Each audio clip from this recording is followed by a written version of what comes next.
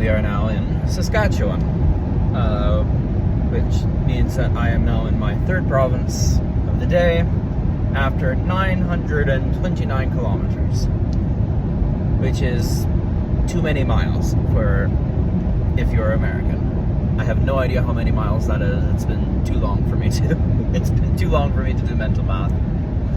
I wanted to talk a little bit about Saskatchewan and Alberta, and a little bit about their history. So, both were not provinces when Confederation happened in 1867.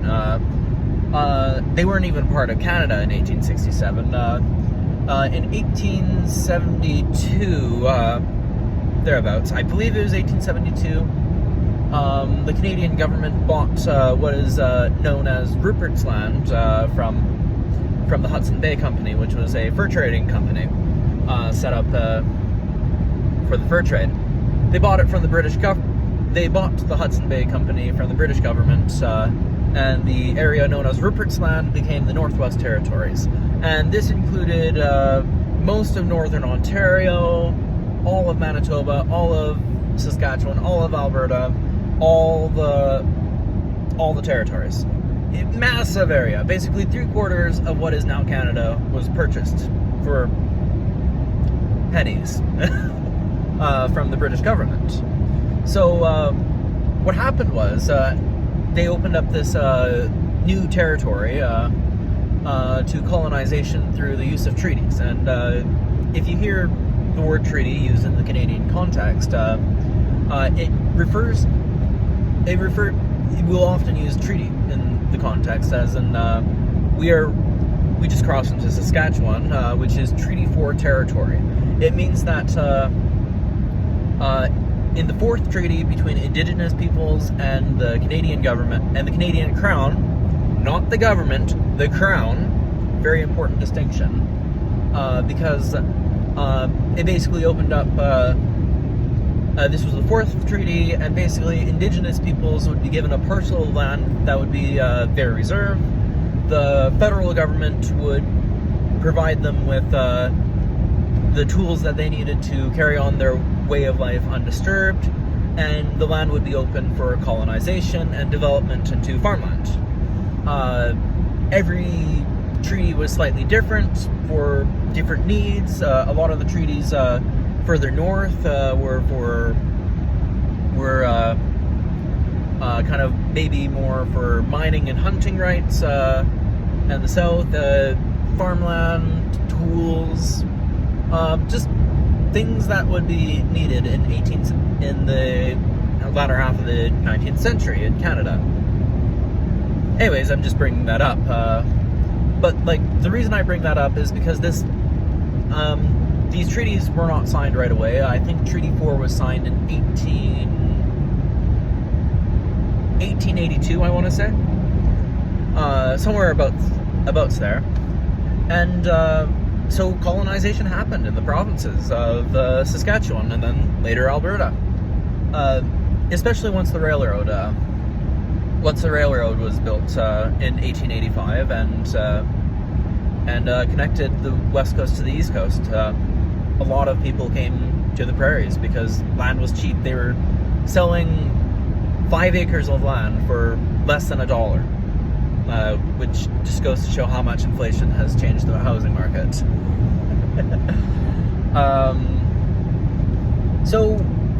But eventually, Manitoba became a province in 1878, and then eventually it grew to the size it was, and so they're opening up land. And 1905 rolls around, and the residents of the north of the Prairie Provinces want to become their own province. At that point, they're still part of the Northwest Territory, Rupert's Land, and they're like, we do not want to be Rupert's Land anymore. We want to be our own province, because being a province would mean that we have a degree of self-governance, and we would have representation in the House of Commons on Parliament Hill. And so they're drawing up the borders, and a new province is proposed. It would be the province of Buffalo. Yes, that's right. We legitimately almost named a Canadian province, buffalo, after the animal that went extinct at this point in time. But this is what was proposed. And, you know, looking at the borders, it would be the combination of Alberta, of like the lower 2/3 of Alberta, the lower 2/3 of Saskatchewan, and a little bit of Manitoba. It's this massive area of land that's basically the size of two provinces, and it would have been the third most powerful province in the country in 1905.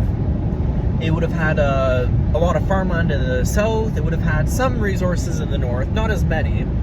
And it turned out that was a good thing, that they were given more northern land than what was proposed, because we would have lost out on a lot of oil fields and natural resources that could have been mined.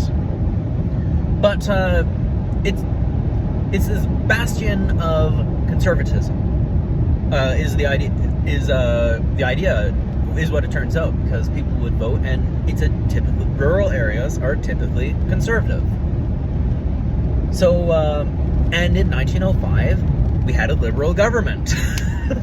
And so politics comes into play, and Prime Minister Sir Wilfrid Laurier, he doesn't like the idea that there's this super province was rich in resources, had lots of population, and could theoretically challenge the power of Ottawa. And so he and the Liberal Party decide to they proposed that two separate provinces be created, Saskatchewan and Alberta. And so both provinces joined Confederation on August 11th, 1905. They're twin provinces, so like oftentimes in the Canadian context, it's like, oh yeah, the twin provinces, Saskatchewan, Alberta. They joined Confederation at the same time. They're very similar culturally.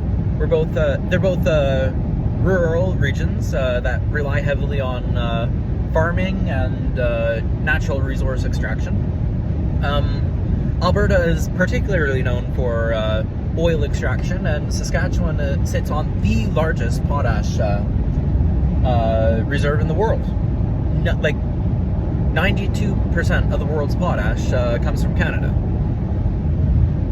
Critical resource, especially in these days and potash is used for everything, from fertilizer. It's used in chemical reactions, but mostly fertilizer, for growing crops. So yeah, that's just a little bit of a history of my home provinces. I was born in Alberta. I grew up a lot, and I spent a good deal of my childhood in Saskatchewan. And yeah, that's just a little bit about the history of the provinces. I just felt like I wanted to share that because I'm now passing into it.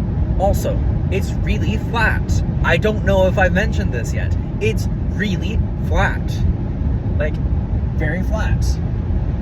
Like, you probably have seen videos of it being flat. It's so flat that it makes you believe in the flat earth theory. I'm joking, obviously, but although I actually did know someone who believed in flat earth theory. Legitimately, not jokingly. Anyways, just wanted to, probably my last video before arriving in Moose Jaw, which is about 3.5 hours away.